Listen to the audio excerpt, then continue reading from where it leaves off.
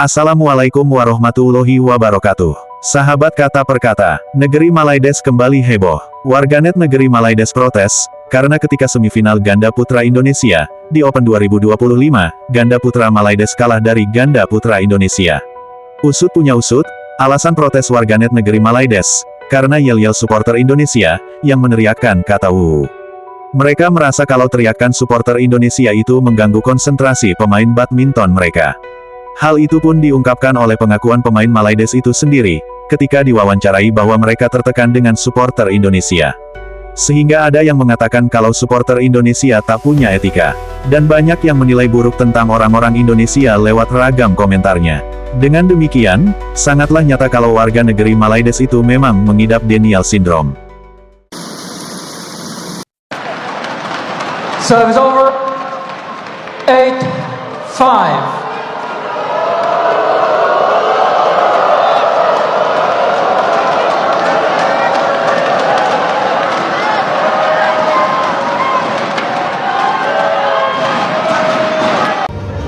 Ya, saya rasa tahun ini Indonesia Open lebih ramai fans, so kali ini kita pun ada rasa kacau sikit lah, ada pressure lah.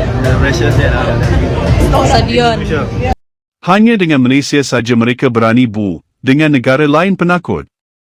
Bukan sebab takut negara lain, yang sebenar mereka iri hati dengan Malaysia dalam setiap perkara.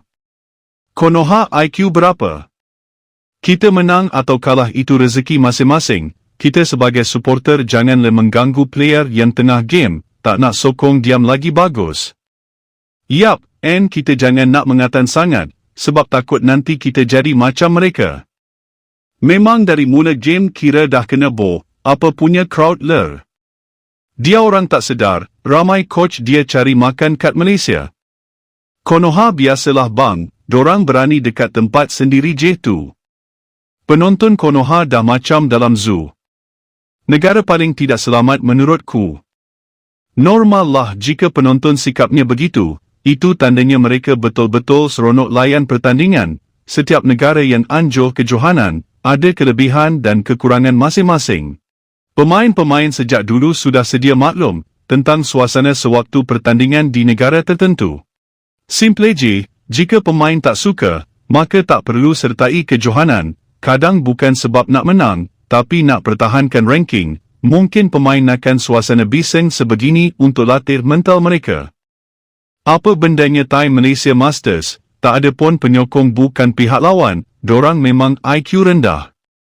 Rasa macam kenapa time Master Malaysia kita ada kebuat kat player dia orang, macam tu dia orang ni jatuhkan semangat kesukanan lah.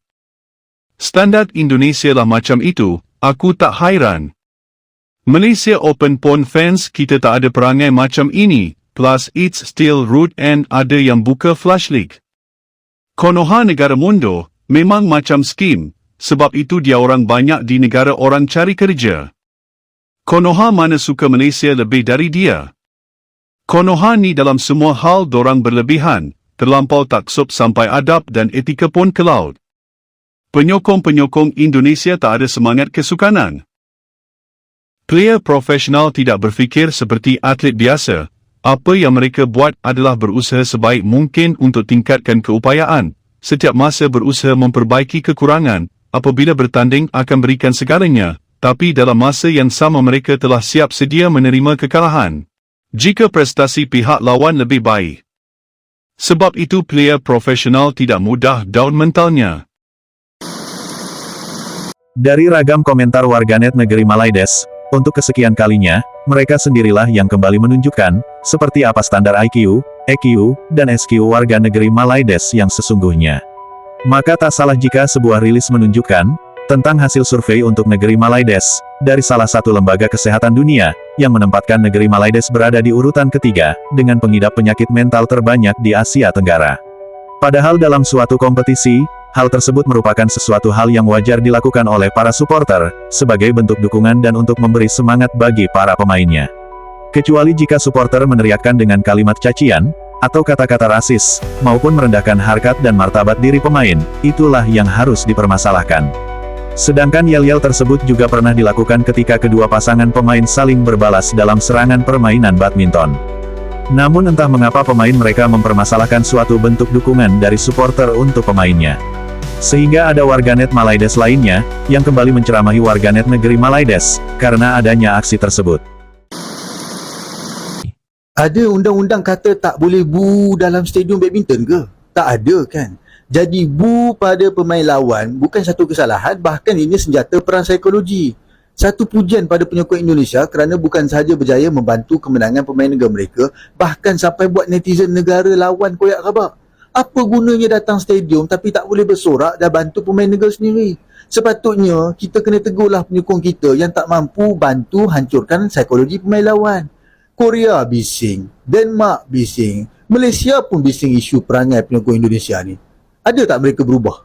Daripada dulu tak pun. Mereka terus je dengan perangai yang sama. Bahkan perangai mereka inilah yang memenangkan Indonesia. Dan ini bukan cara yang kotor.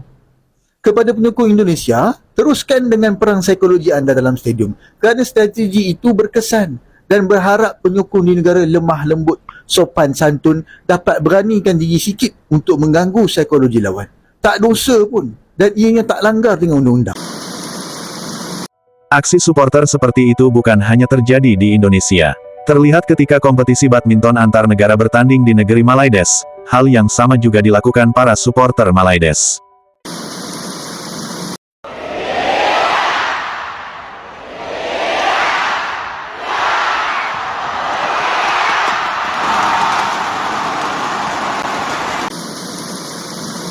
Seperti itulah warga negeri Malaides, yang merasa negaranya lah yang paling baik, seolah-olah tak ada kekurangannya, sehingga menilai buruk orang-orang dari negara lain. Apalagi ketika tim mereka kalah, mungkin mereka akan lepas kendali sebagai seorang manusia normal. Dan yang lucunya, ada komentar yang menuliskan seperti ini. Konoha ni pandai main badminton ke? Aku ingat Konoha ni pandai joget wadidau, yang tak membangun je. Lewat komentar seperti itu, sama saja mereka sedang menunjukkan kedunguannya sendiri. Padahal sejak negeri Malaides merdeka, dan mengikuti Olimpiade, tim badminton Malaides belum pernah sekalipun meraih medali emas. Malahan beberapa pemainnya pernah dibully, oleh warganetnya sendiri, dengan bersikap rasis, yang membuat sang pemain pernah menangis. Kalau korang tengok balik, masa Olimpik 2024, pemain badminton negara kita, Lee Zijia, telah menerima banyak kecaman serta komen-komen negatif dari para netizen. Menerusi sebuah temu ramah selepas memenangi pingat gangsa Olimpik 2024, beliau berkata, kadangkala komen-komen itu sangat memberi kesan kepada saya. Beliau turut berkata lagi, saya dah sampai sejauh ini. Setiap pagi saya bangun, saya lihat banyak berita tentang saya. Saya selalu tertanya-tanya, apa salah saya? Benda ni boleh dikatakan dah jadi teruk jugalah. Sampaikan KBS pun dan MCMC ataupun SKMM turut bekerjasama dalam menangani buli cyber. Assalamualaikum warahmatullahi taala wabarakatuh kepada seluruh rakyat Malaysia. Semalam kita telah dikejutkan dengan cemuhan daripada netizen terhadap pemain badminton negara Kisona. Ini adalah satu tindakan yang terlampau dan saya anggap mereka yang datang dari hutan saja yang boleh bercakap yang sedemikian. Realiti kita duduk dalam sebuah negara yang berbagai kaum. Kita haruslah mempunyai semangat kecintaan terhadap negara tercinta. Sudah pastinya Kiswana telah memainkan peranan sebagai seorang pemain dan cuba mengharumkan negara dalam konteks sukan badminton ini. Saya harap kita semua dapat mengenal pasti individu yang masih lagi berfikiran begitu di dalam komuniti dan memastikan mereka ini memahami akan konsep perpaduan di dalam negara kita. Dan hal itu menjadi sesuatu yang menggelikan, karena tidak bercermin pada perilaku serta etika dirinya sendiri. Mereka bicara adab, tetapi mereka tidak sadar dengan apa yang pernah dilakukan warga Malaides, yang malah pernah membuli dan rasis pada atletnya sendiri. Belum lagi berbicara soal atlet sepak bola, yang pernah menjadi korban penyiraman air keras, dan ada juga yang jadi korban pengeroyokan.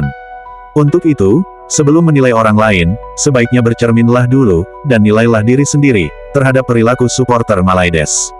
Dalam suatu pertandingan, kalah dan menang itu adalah sesuatu hal yang wajar. Namun ketika kalah, janganlah melempar kesalahan pada pihak lain, apalagi berbicara tentang tekanan dari para supporter. Seorang atlet nasional itu harus siap mental, bahkan harus memiliki mental yang kuat. Dan sepertinya atlet Malaides mentalnya tidak siap, atau bermental lemah. Sehingga di sini patut menjadi pertanyaan, seperti apa manajemen psikologi seorang pemain, jika sorak-sorai supporter langsung membuat gentar pemain. Jika mental masih rapuh dalam suatu kompetisi, maka sebaiknya jangan dulu berkompetisi. Cukup sekian video kali ini. Terima kasih. Sampai jumpa lagi.